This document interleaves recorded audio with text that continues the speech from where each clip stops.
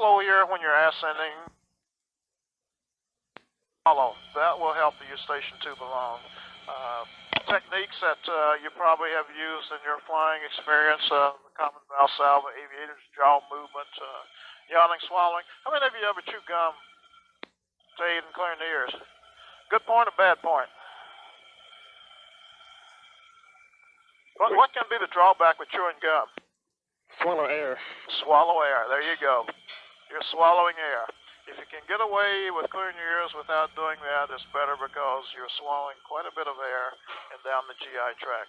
It's okay as long as you belch and pass flatus, but if one of these days you can't, then you got a little problem up there to deal with. That's temperature inside. Good deal. If it gets too cold, let us know. We're going up through 4,000 feet at this time. We will level out at 6,000 feet. Notice the beaker assembly back there in the back with the red fluid. Probably wonder what that is. No, that you don't get a free drink at 25,000 feet, if you stay off the longest. That simulates, the red part simulates bloody, infected mucus that you could have in the eustachian tube if you were flying. Now, there's a beaker that goes up into the top beacon. Notice as we're going up, the pressure is diminished on it. This fluid is draining down. There's nothing being forced up in the eustachian tube to your middle ear. Level at 6,000 feet. Okay, we're level at 6. Now I'm going to call your attention to that thing when we come down and watch what happens to the fluid the same as it would in your middle ear in the eustachian tube. Everybody okay? Okay, just give me a thumbs up. All right, we're going to start back down now. Go ahead, stay ahead of the ears. Now, if you'll watch, the increase in barometric pressure will force that fluid up through that simulated eustachian tube to the beaker on top, which is your middle ear. This is why you don't fly with a upper respiratory infection. You get down, you have got one serious problem in your middle ear there because of all that crap being forced up in there. So it's really, really not worth it. You're going to be grounded quite a while. So you're starting to creep up there now. The things you can do here, if you have a slow ear, say your right ear is a little bit slow one day you're out there flying, you know how you can help it along? Keep your shoulders square. You can try this. Right ear, stretch your head over to your left shoulder. What have you done? You've stretched that eustachian tube on the right side where it's slow. Now go ahead and do a good short, hard Valsalva. Same on the left. If the left ear is slow, shoulders, lay your head over on the right. This regulator can help you too. You want to try a little pressure from this regulator, show how the military does it when they have some problems? Grab that red lever, hold your mask tight to your face.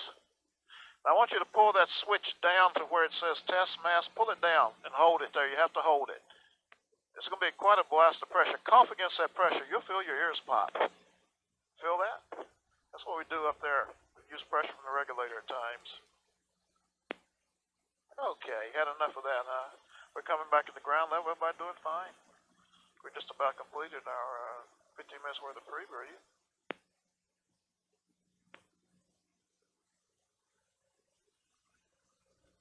And we're sliding into ground level. I have crew chief open the door here, please. Ground level. And get a thumbs up on everybody, including inside observers. Okay, we're going to start up now. What I want you to do, reach up, disconnect your mask from the right-hand side of your face. Just grab that short strip there, jerk it down hard. Now, by the time you get to 8,000 feet, what we're going to do, we'll go ahead and start up. We're going to start up very fast from 8 to 18, as fast as we can. I will call out the altitude of 8,000 feet. This will simulate that you are flying at 18,000 feet. You were pressurized down to 8,000 feet. You started to lose your cabin pressurization. Now, in the actuality, if you had cabin pressurization, how would you recognize it? A loss. What would bring your attention? Say, hey, something's wrong. I'm losing cabin P. Pressure differential. It would get a little windy in the cockpit. Yeah, it could get windy in the cockpit, especially if it was a large orifice that had caused the loss to start with. Drop in temperature. You feel gas expansion in the GI tract or sinuses. The ears are suddenly starting to pop and crackle. The biggest thing is, one, if you start to pick up hypoxia symptoms, and that's what we're going to let you do today. That's the main one. That's what happened to pain storage people. They did not have this training to be able to recognize the symptoms of hypoxia that came about from their loss of cabin. But another thing, You're cutting out a little bit there, Nat. How's that? Okay. Yell at me if you can't hear me and my mouth's going. What was the last thing you heard me say? Tell me so I won't repeat everything. Payne Stewart was the last thing? Okay. Just wave at me if this thing cuts out. If they had had this training, like I was talking about, they would have been able to recognize their hypoxia symptoms, but they didn't. Another thing that happened and prevented them from being able to survive the episode, the pre-flight that they should have done was not completed. The on-off oxygen switch, the valve to turn their oxygen on, was located in the nose wheel area. It was found in the off position. It had never been turned on. So even if they recognized and got their mask up, they would have had no oxygen anyway. It was never turned on. There's nothing they could do about it. Pre-flight your oxygen equipment. Pre-flight it. I mean, it's something you may never use, and it gets kind of, well, I ain't going to use it, so I know the word. Don't bet on it. Pre-flight it. We're coming up through 8,000 feet. There's an altimeter right up over the shoulder of my inside number one observer. Okay, we're going to shut everything off, and we're going to go just as fast as we can up to altitude now. 8,000 feet. And we're going to climb at about 6,000 to 8,000 feet per minute. As soon as you start noticing something different, I want you to go ahead. By 18,000 feet, you should have your mask up. Our people will help you hook it up. 10,000 feet. At 10,000 feet, now you know you definitely need oxygen. You recognize you're climbing fast? Can you feel a difference? Okay, how would you react in the cockpit now? What would you do? That's what we want you to do right here. What you do here is what you'll do there. What you practice is what you'll do in an actual situation. If you need help hooking that up, our people will go up and down now, that we will help you. Good. Okay, everybody all right? Get a thumbs up if you're okay. Good deal. Now, we just experienced, we talked about trap gas and GI tract. Where else can we have it? You can have it in your sinus. You can have it in your ears. You know how to handle these. The ears normally hit you on where? 6,500 feet. I've seen one ear that would not clear automatically on ascent in my whole career, and it was an abnormality from birth. It had to be surgically corrected. What about sinuses? Sinuses can hit you on ascent or descent. Anybody ever had a sinus block? Boy, that doesn't feel good, as anybody can tell you, especially if you get to the point where one ruptures. What will happen at that time is usually you're going to have some blood. If it's a frontal, you're going to have blood coming down out of the nose. Communication is going to be a problem. It's going to be very painful, and probably the worst thing about it, gentlemen, is a lot of times you become suddenly very disoriented when this thing ruptures. And if you were coming down, say out here on final, and you're pushing it trying to get down with the sinus, and this thing ruptures on final, you become disoriented, you can see what that can lead to. How do you prevent it? Don't fly if you've got an upper respiratory problem there. Please don't fly. Another area, teeth. Anybody experience tooth pain or what they thought was tooth pain? You have? Was it a tooth pain? How'd it feel? Pretty good? Hurt like hell, didn't it? It sounds sadistic, but I'm going to tell you what to do if you think you have a tooth pain, especially if it's in the upper row of teeth.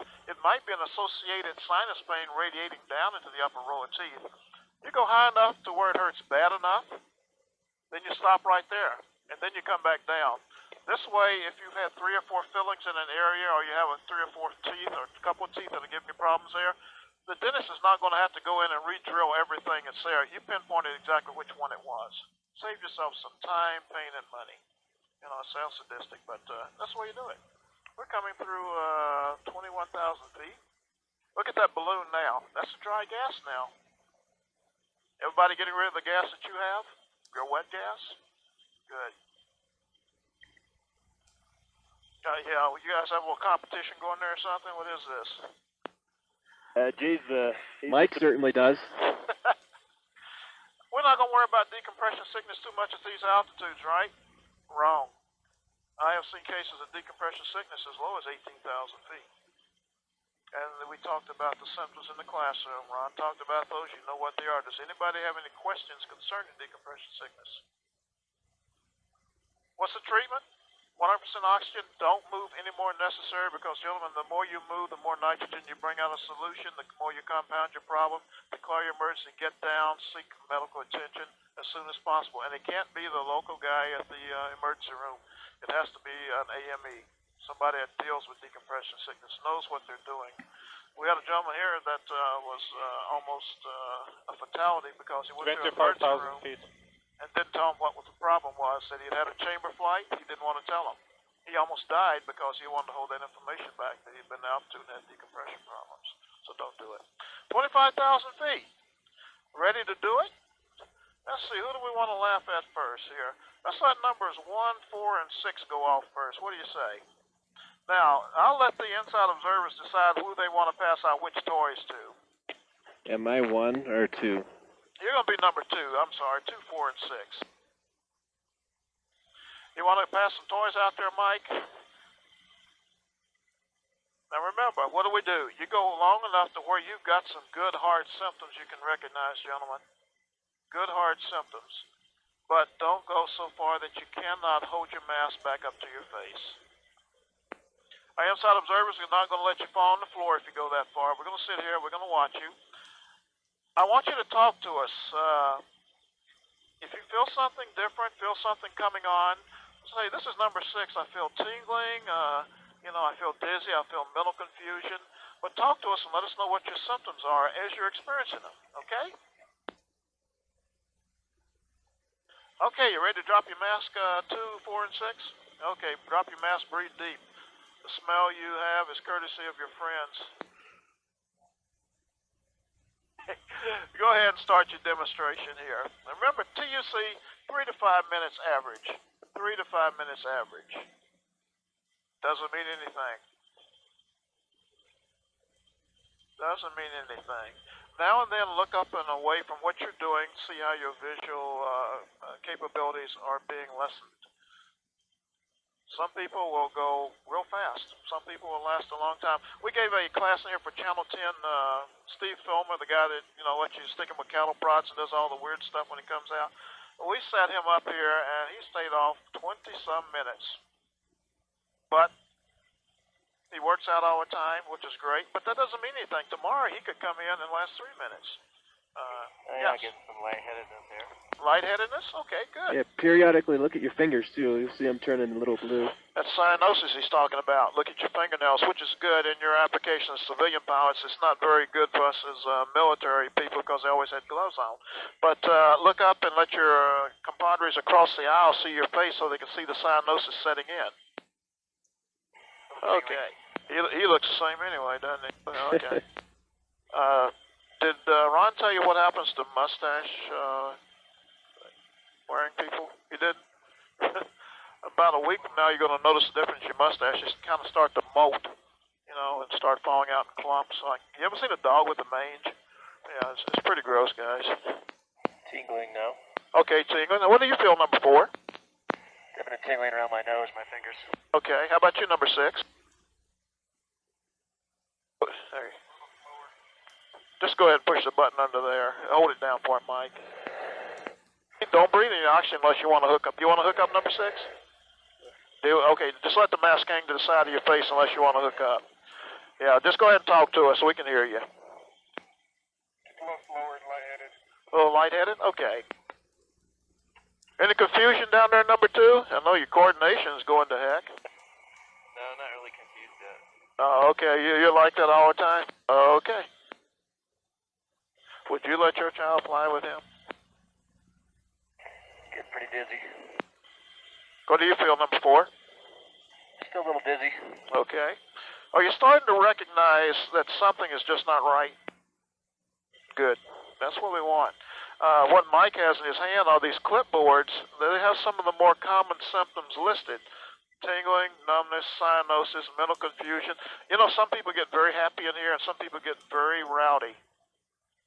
They say that, and I've seen it, and it seems to be true, that an individual will react hypoxic the same way they will if they are intoxicated.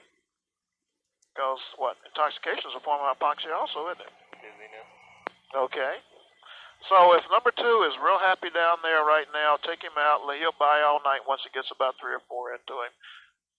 On the other hand, if number 4 wants to start a fight with our inside observers, stay away from him and don't go drinking with him. That's why I have the pencils. Thank you. Take the sharp objects away. We sit here and watch people write on their pants legs, and they're, how are you? I'm fine. Thank you. It gets strange. Number 2, number 4, number 6, put your right hand straight out in front of you. Any tremors? See any difference? And hold your hand just as steady as possible. Look at number 4. Starting to get there. Look at cyanosis on number 2. Number 6, look at me. Yep, look at his lips. There you go. All right, go back to what you were doing.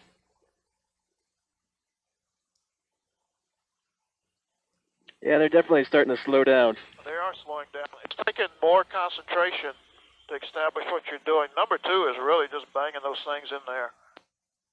Those square holes and those triangular pegs, they work well together, don't they?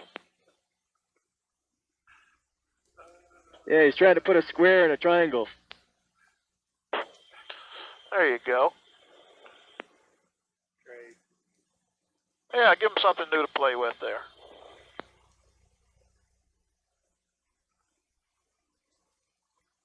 If you were flying right now, what would you do, number 4? If you were flying and feeling like this right now, what would you do?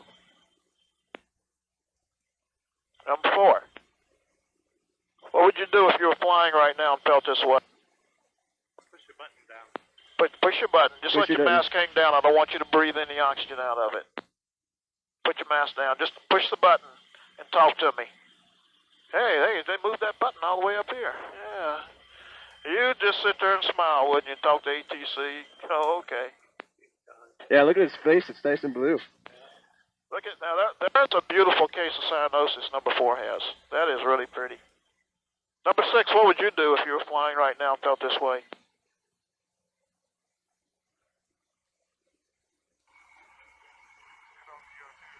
Get on the O2. Number 2, what would you do? You would, huh? Pregnant or something. Oh, gosh.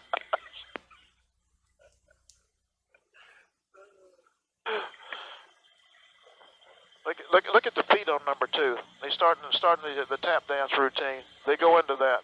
And he's looking for a block in an empty bag. You're reaching up around 4 minutes right now. Gentlemen, anytime you've got those symptoms, you can recognize them. You think it's going to stand you in good stead when you're flying, I want you to go ahead and treat yourself. Remember, the idea is to go to the point where I can still help myself or my student or my passengers. Okay, all 3 levers up on your regulator. Get that pressure coming in there. Push that red lever up, number 2. Okay. Push that red lever up. Red lever. Yeah, let him do it. Don't worry about that thing. Push that lever up. Push it up. There you go. Now, gentlemen, what do you do when you go on oxygen after hypoxia?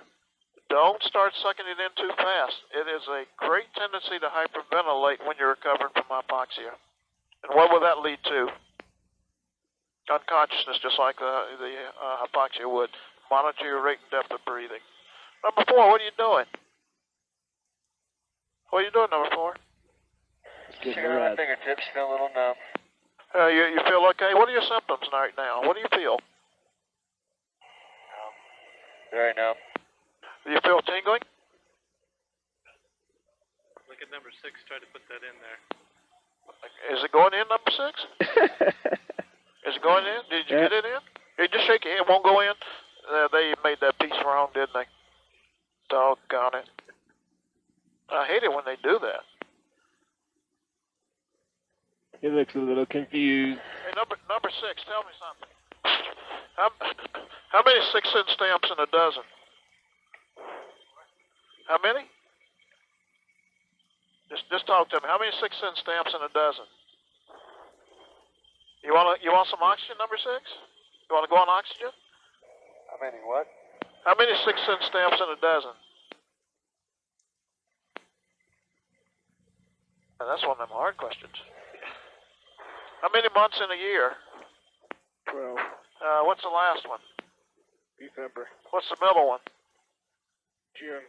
Okay, you're starting to get some oxygen. Go ahead and hook up. All 3 levers up first. Push those levers up and just hold your mask. Push it up hard. Now, breathe slow. Don't want you to hyperventilate and go out on me. Number 4, what do you feel? Okay, you can let his mic go there, Mike. What do you... Dizzy. Just, are those the same symptoms you had a while ago, or did you pick up any new ones? Do you have any more symptoms, number 4? Oh, yeah, I'll show you my teeth. I think he's gonna fall asleep. You see how easy it is, gentlemen, if you're flying, and the worst thing about hypoxia is what? Insidious onset, how this can sneak up on you. That is the worst. Does anybody feel any pain? Did you feel any pain, number 6? Number 2, did you feel any pain? Yeah, a little bit. Where did you feel pain? Because you're the first person that's ever felt pain.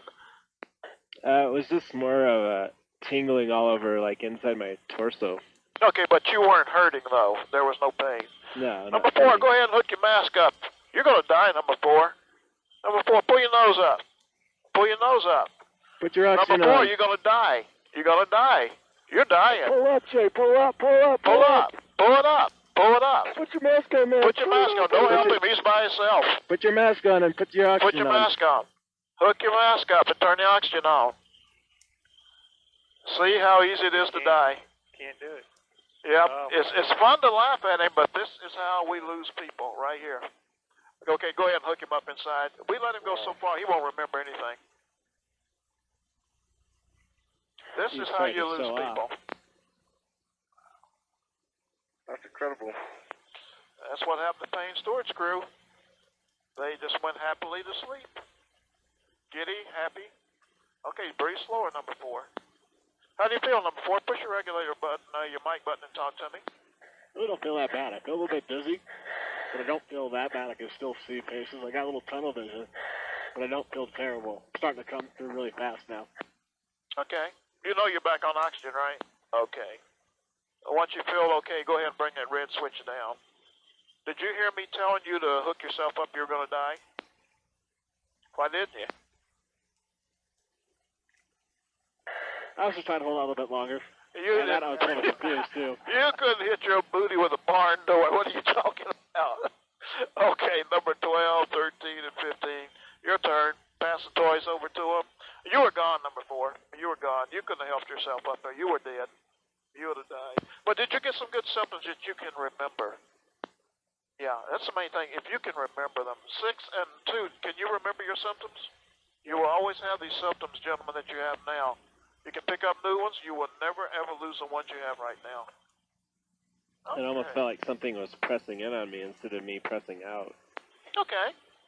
You know what the worst symptom is of hypoxia? Worst symptom you can have of hypoxia? Confusion? No. No symptom at all. There are some people who, without any warning whatsoever, if they're hypoxic, they will pass out. And that's a hard situation to be in, but there are those people. That's why this training can prevent that, or let these people know if they are one of them. Now and then, number 12 and 13 and 15, look up and around. We want to see the cyanosis setting in. Yeah, 13, you're getting some, Jim, you're getting some cyanosis on the lips already. I already feel a little dizzy. Okay. How you doing, 15? I'm getting dizzy too. Getting dizzy there. How about you, number 12? Yeah, definitely dizzy. Okay. Yes, number 4. How long were we out? How long did I have my mask off? You were off pretty close to 6 minutes. But the thing is, how long were you useful? Not that long, and time felt like I was going really slow. There you go. Things slow down. Yeah, your useful consciousness stopped way before the 6 minutes. Jay, did you see me reach over and like try and grab your mask? Yeah, I reached over and I was like going like this. Yeah, he was trying to hold it up, trying to put it up for you there. I'm starting to feel tingly. I don't remember you trying to do it. Number 15's getting tingly. Hey. I don't remember you leaning over, Blake. Maybe I wasn't watching. Yeah, he leaned over with his hand is going to hold it up on it and not let him do it. Watch their chest. You will notice the labored breathing. They're trying to compensate for this lack of oxygen up here, or the lack of partial pressure of it. The oxygen here is just the partial pressure that we don't have. And they will start breathing deeper and deeper. Not tunnel vision, but it's starting to get just a little bit darker in here. Okay, good. Yeah, I'm getting tunnel vision also. Good. Oh, My she's starting to get a little tremor in the fingers there. My eyes got kind of more blurry before I got anything else. Okay. Vision is an excellent symptom because most people will notice a deterioration of something wrong with their vision before they'll notice anything else. That is an excellent symptom, is My vision. hand's twitching. Yes, it is. How you doing, 15? What are you picking up? Just a little dizziness, tingling a little bit. Okay, you got a great cyanosis there, that's for sure. Revlon doesn't make that shade, I don't believe.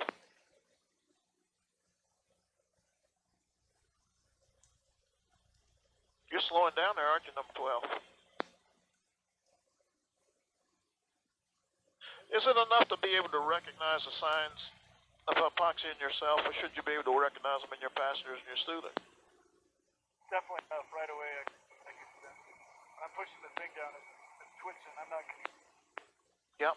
Yeah, 13's having a difficult time holding things. Yeah. My legs get pretty heavy. Okay.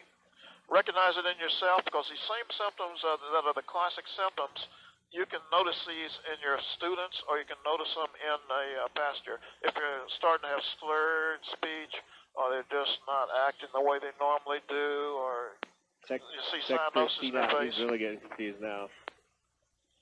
Yeah, Jim here's skipping letters. I'm just slow. I know the letter I have in my hand, and it's taking me a while to look and see which letter it is. You're really having to concentrate on it, aren't you? Mental confusion. So you have them all in the right spot now, Jim? No, I'm laying them down just because I can't find them on the chart. Did you notice that you dropped your U? How you doing, 12? Are you enjoying this? Yeah, I'm feeling pretty dizzy, for sure. Does it feel good? Yeah. Does anybody feel any pain? Anybody at all feel any pain? No, not yet. That's number 15. Okay. You're back on there, number 13. Good. I've got plenty of symptoms. I had symptoms as soon as they went off. Good. I got plenty of symptoms. Good. Need some help hooking that mask up. We'll help you there.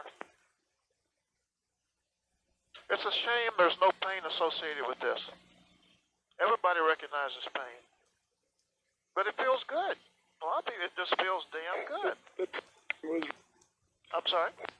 tingling? That was right away. Okay. Now, tingling can also be what? A sign of what? Look at number 12. Yeah, you go into hyperventilation. You treat for hyperventilation, suspected hyperventilation, and suspected hypoxia the same way. Oxygen, monitor rate, depth of breathing. So, Jim, can you put in those ones that you had on there? I wanted to see you put them in, see how long it took you to get it down. Coming back around there, number 12? Feeling better? How are you doing, 15? Okay, you're better. Dropping your toys down there. You're getting more cyanotic as the minutes go by. Still confused, though. Stick your arm straight out now in front of you. Not too bad. Not too bad. You think you could fly right now safely? I don't know. I think I can fly a little bit. Is anybody in there who'd like to be flying with him right now? No. You fly just a little bit. Yeah, just a little bit. I'll quit flying when I hit the ground, okay? You need some help with that mask there, 12? Hypoxia builds confidence. I can do anything. I can fly the heck out of this thing. I don't need oxygen. It builds confidence. It's kind of like drinking does. You know, you watch some people, they got all the confidence and they're just as boastful as all outdoors. They can do anything when they're drinking. Some people get that same way when they're hypoxic. And it's a killer. I didn't think anything felt good about it. Tell me something, Anthony. If you were flying right now, would you know something's wrong? What would you do if you were flying right now? Would you say this is not right, or man, this feels good, I'm gonna stay up here a while? Are you talking to me? Yeah, number 15. I don't know. I'm getting really slow. My feet are getting heavy. But I think I can fly it just a little bit. Yeah, you can fly a little bit. You can fly one direction right now, straight down. I think he's flying pretty good right now. No doubt. Airspeed 300, ground speed 0. Do you have any? What are your symptoms right now, number 15? I don't know. I'm starting to laugh, and my legs are heavy, feet are tingling. Stick your hand straight out now in front of you. Stick your hand straight out in front of you. Stick your right hand out there. Yeah, okay. Just a little bit, not too much. Would you recognize that you have symptoms of hypoxia if you were flying? Push the button, talk to them. Yeah, just a little bit. I think I can control. You think it keeps, see what it does to your judgment? Yeah, it's kind of messed me up. Yeah. That's a classic case of what it does to your judgment, gentlemen. That's great. That is great.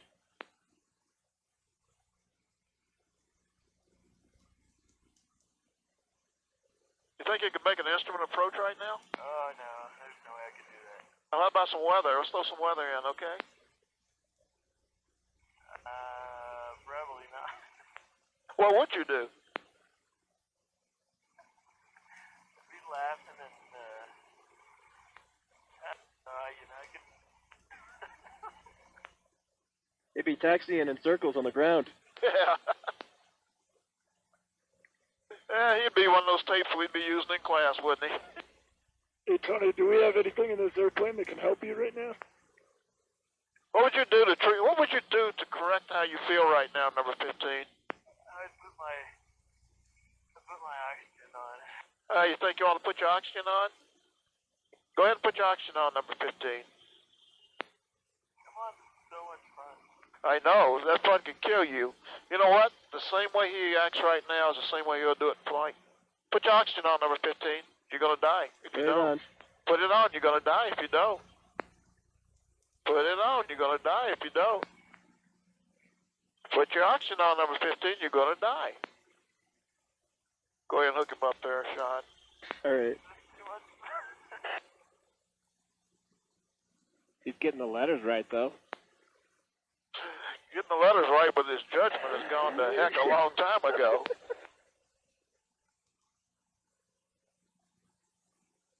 You know, that's the thing about this stuff. You can smile and laugh yourself to death. You can just sit there and smile and laugh yourself to death. Okay, now watch your breathing. You can go into hyperventilation and pass out from that, and that's a cruel, vicious cycle to get started. Be pretty fun. We're charging you double. You had too much fun. How you feeling now? Well, is he like this all the time? He's kind of quiet today. Dr. Jekyll and Mr. Hyde, now we find out. That's the one we take to the bar. There you go. Yeah, it feels pretty good. Are you back to normal with us now? Not yet. Okay, watch your breathing.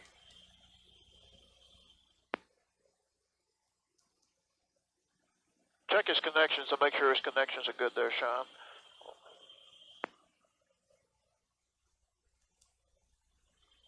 Okay. Feeling back to normal now, 15? Yeah, I'm getting there. Okay.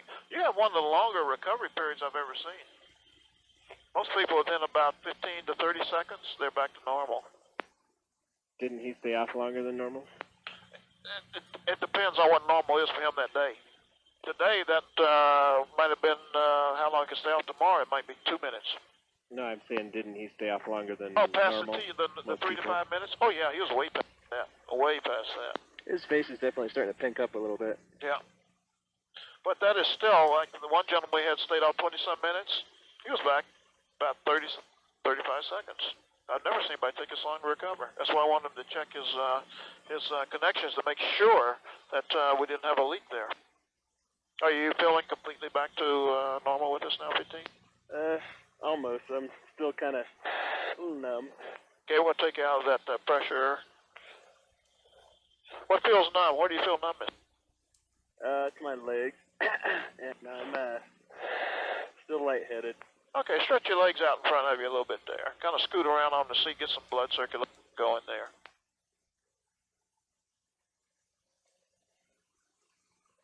You still want him on the high flow? Beg your pardon? You still want him on the high flow, the red switch? Oh, you can take him out of the pressure setting. No need to stay in that.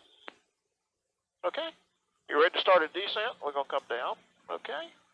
All right. Give me a thumbs up if everybody feels okay. Good deal. You can come out of that pressure setting too if you want to, number 12. In fact, I'm going to need you to bring the red switch down for the next demonstration. All right, we're going to start our descent at 3 per. Just be conscious of that fact for keeping ahead of years. You're probably going to feel recovery sneaking in a little bit faster as you get to lower altitude, number 15. You can fly a little bit. That's what you're going to start calling him, a little bit, okay? Did you get good symptoms, 15? Starting descent? Yeah. That you could recognize? Say again? Did you get good symptoms that you would recognize if you were flying? Oh, yeah, definitely. Would you react the same way if you were out there in an aircraft and not here in a control situation? Oh, no. Good, good. Because that scares me, because sometimes people will, and a lot of people will react the same way once they're out there that they did in here. But if you can recognize in that first 1 or 2 symptoms, by the time you have your second symptom, you should already have started your corrective actions. That's the main thing. We're going to go on down to 18,000 feet, where we're going to show you why you need supplemental oxygen at night when you are flying around here. If you want to go ahead, Sean, and hand them those night vision cards, we'll get that out of the way now before we start fooling with the mask. They're right up over your head right there. One side of the card has writing that's gradually shaded. The other side has a pretty colorful picture. Just put it on the colored side now. Just hold that side up. When we do this demonstration, I want you to hold it at a normal reading distance. Okay, don't fudge and bring it in. Don't try to cheat. We're going to go ahead and turn off all the lights in the chamber room area. I'm going to turn off the main chamber lights, and we're just going to go on the emergency lights. We can't simulate exactly a cockpit condition at night, but we can get fairly close. So, crew chief, if you would, go ahead and turn off the lights. Okay. Go ahead and drop your mask at this time from the right-hand side. Just pull it down. We try to facilitate a good demonstration by having you get slightly, just very slightly hypoxic before we get to 18. By no means are you going to experience what you did at 25. And in fact, if anybody starts to feel anything like you did at 25, go ahead and put your mask up before I even tell you to. We're going to be off for about 4 minutes here. Go ahead and turn the main chamber lights on. I'm going to turn these lights down just a little bit more.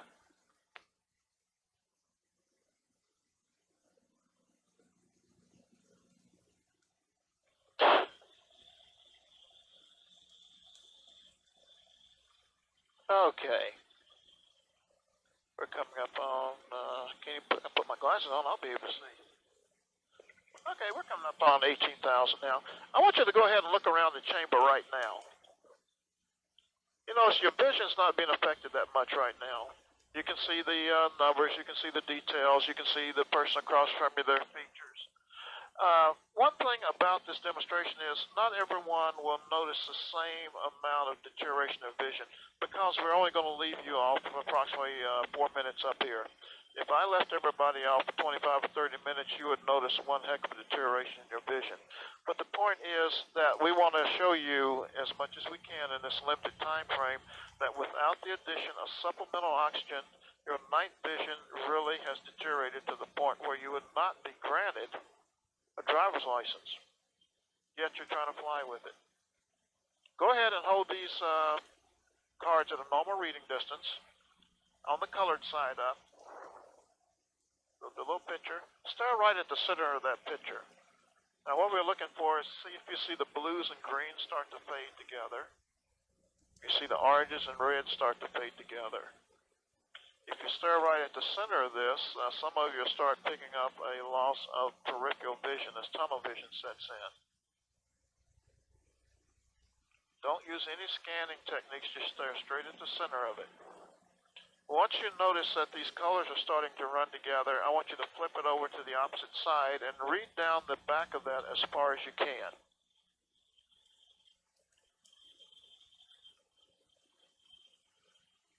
We're going to be off here about 3 minutes. Can anybody notice a deterioration in their vision by the colors starting to run together at this time, starting to fade out? Okay. Now, if you flipped over to the back side, go ahead, read down as far as you can, normal reading distance. Now, you're trying to read charts at night without supplemental oxygen at altitude. This is what you're going to be up against after a few minutes. Read down as far as you can, then make a mental note of where you stopped, and flip back to the opposite side again. Stare at the center of the colored portion. see if your tunnel vision is, your peripheral vision is starting to tunnel out on you. See if the colors are starting to fade together.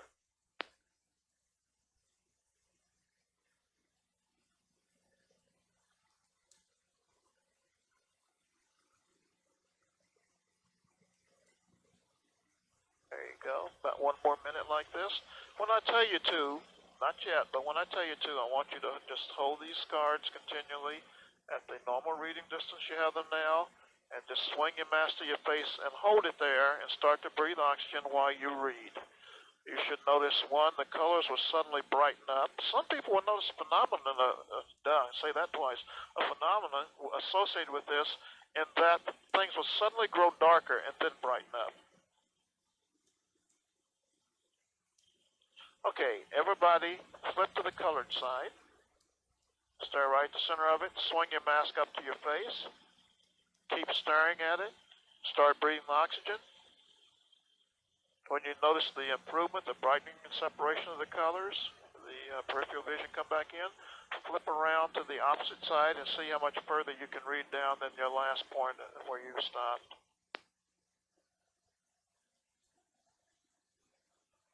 Once you notice this improvement in the difference in your vision, just go ahead and lay the cards and give them back to our inside observer. We'll go ahead and hook your mask up. We'll continue on the descent back to ground level.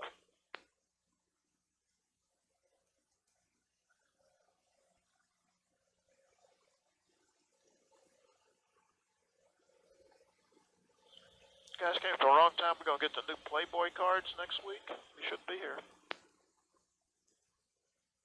What are you going to do for the women flight instructors? We give them the Playboy cards. Equal time now, equal time. It's funny when we had the first group of female pilots go through in the Air Force, they went through training here. And we had to kind of clean up our act because we were known in just about every unit. We were putting a few slides in from Playboy now and then, so those things had to come out. And about the second week here, the class captain, she said, you know, we know how things were before. Put the slides back in from the Playboy centerfolds. All we ask is that we get equal time from Playgirl.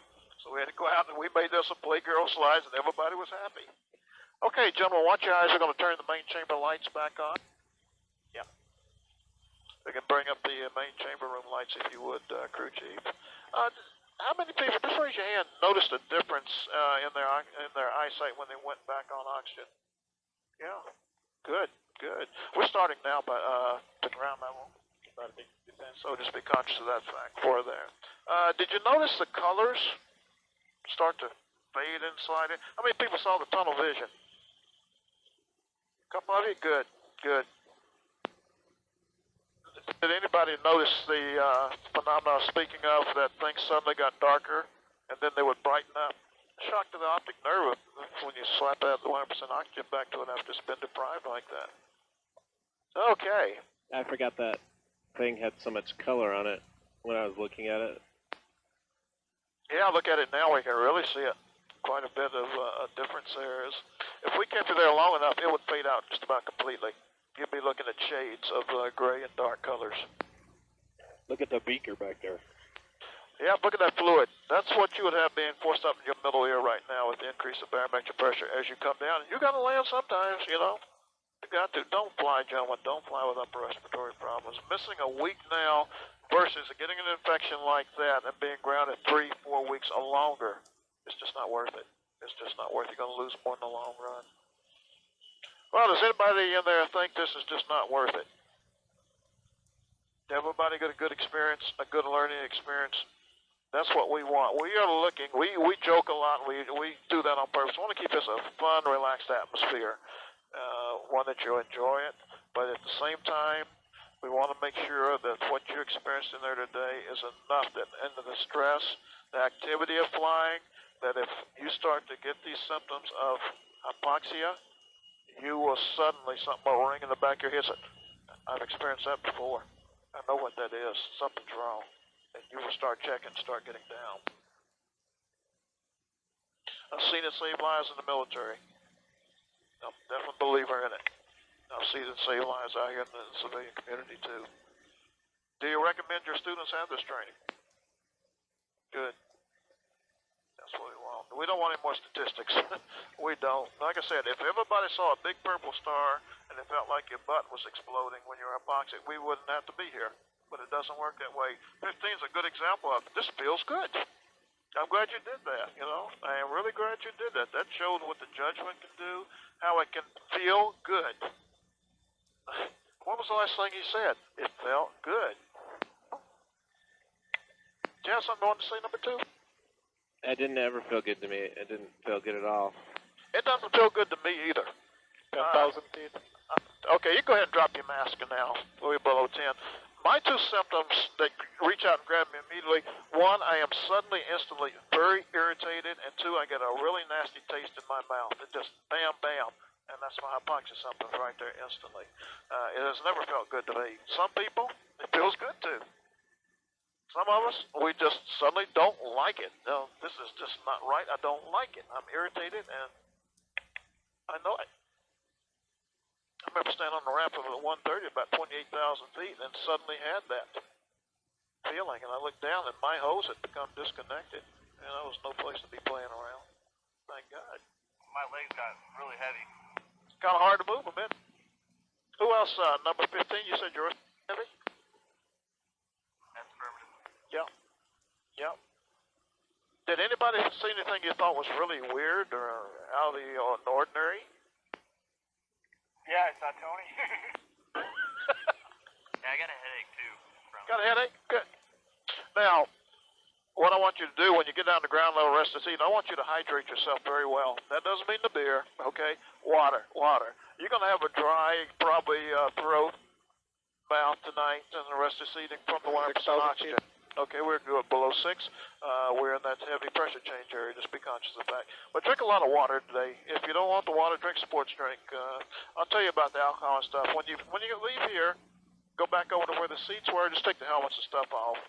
Drop them in the little room first. Just come back out by the Coke machine. I want to talk to you about some things, some do's and don'ts for the rest of this evening and what to expect.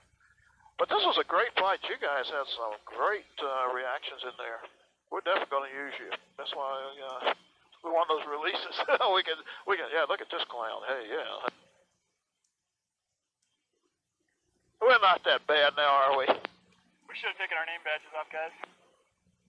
We zoomed in on each one of those first thing. Definitely tell the heat coming back. Yep, as we get down here. Compressing this air back in here, and the friction of the compression, it's heating it up in there a little bit. You got to go in a hyperbaric chamber when you're going down, especially when you're on a treatment dive, you have to get down fast. From those dive chambers, you talk about hot. That is hot. It scorched the inside of my nose when we were on one emergency down so fast, it heated up so bad. That hurt. Okay, we're sliding into ground level. Go ahead, disconnect your oxygen. Just remember, straight pull, disconnect your intercom, drop everything off, meet me out there. Great flight.